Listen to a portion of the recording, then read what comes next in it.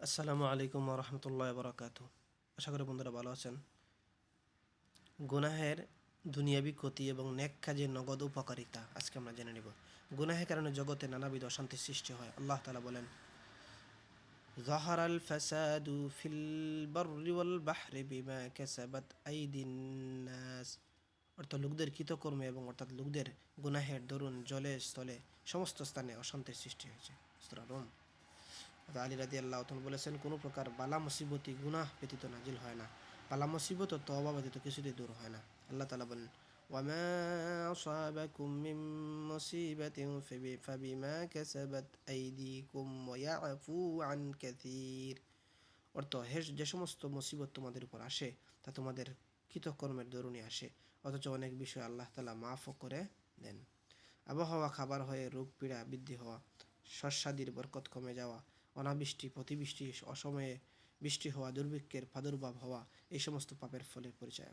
আল্লাহ তাআলা হুকুম অমান্য করলে তথা আল্লাহ তাআলার অবাধ্যতা গুনাহের মধ্যে লিপ্ত হলে কেবল মৃত্যুর পর আখিরাতেই যে মারাত্মক আযাব শাস্তি ভোগ করতে হবে তা নয়, বরং দুনিয়াতেও এই সংসার জীবনে নানা রকম নিশ্চিত ক্ষতি, বালা মুসিবত, অশান্তি, অনাচার, দুর্ভোগ, কষ্ট, ক্লেশের সম্মুখীন হতে হয়, যার ফলে দুনিয়ার জীবন অসম্পূর্ণ, বিষাক্ত, বিষাদময় ও বিপর্যস্ত হয়ে ওঠে। কোরআন হাদিসে এই বাস্তব তথ্যটি স্পষ্টভাবে বলে দেওয়া হয়েছে।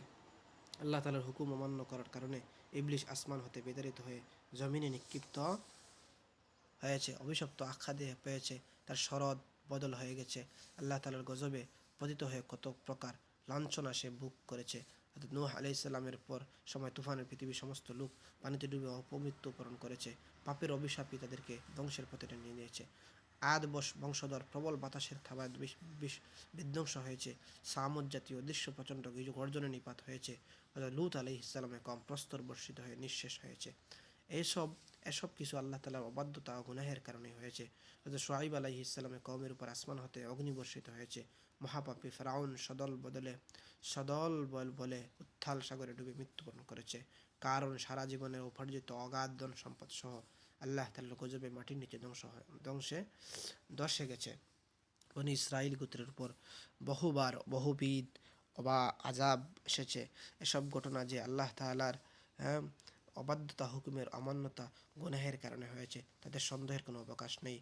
ওই শুনুন, আল্লাহ তাআলা বলেন, বিসমিল্লাহির রহমানির রহিম, ওয়ামা কানাল্লাহু লিয়াযলিমাহুম ওয়ালাকিন কানু আনফুসাহুম ইয়াযলিমুন। অর্থাৎ আল্লাহ তাআলা তাদের প্রতি জুলুম করেন নাই, তারা নিজেরাই নিজেদের উপর জুলুম করেছিল। ধর্মপরায়ণতা দ্বারা রাজত্ব স্থায়ী হয়। ইমাম বুখারী রাহমাতুল্লাহি হযরত মুআবিয়া রাদিয়াল্লাহু তাআলা থেকে রওয়ায়াত করেন, আবু হুরায়রা রাদিয়াল্লাহু তাআলা বলেন, আমি রাসূলুল্লাহ সাল্লাল্লাহু আলাইহি ওয়াসাল্লামকে বলতে শুনিয়েছি, যতকাল কুরাইশগণ ধর্ম ঠিক রাখবে ততকাল তাদের মধ্যে খেলাফত ঠিক থাকবে। গুনাহের কারণে দেশ জাতির অস্তিত্ব খতম হয়ে যায়, পরাধীনতায় শৃঙ্খলা আবদ্ধ হতে হয়। ইমাম আহমদ রাহমাতুল্লাহ বর্ণনা করেন, মুসলমান কর্তৃক সাইপ্রাস বিজয়ের দিন আবু দারদা রাদিয়াল্লাহু আনহু একাকী বসে কাঁদছিলেন। তা দেখে হযরত জুবাইর ইবনে নজির রাহমাতুল্লাহ বলেন যে, আবু দারদা, এমন শুভ বিজয়ের দিন আপনার কাঁদার কারণ কি? আবু দারদা রাদিয়াল্লাহু আনহু জবাবে বললেন, ভাই জুবাইর, আমি সাইপ্রাসবাসীর দুরবস্থা দেখে এই জন্য কাঁদছি। হায়, পাপ পথে চালিত হলে মানুষ এবং জাতি এইরূপ বিপর্যয়ের শিকার হয়।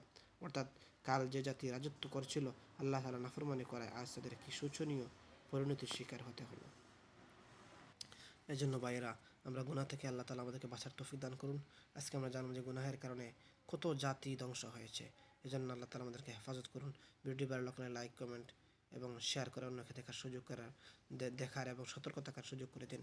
আর ভিডিওটি আমাদের চ্যানেলটা সাবস্ক্রাইব করে পাশে থাকুন। ধন্যবাদ। আসসালামু আলাইকুম ওয়া রাহমাতুল্লাহি ওয়া বারাকাতুহু।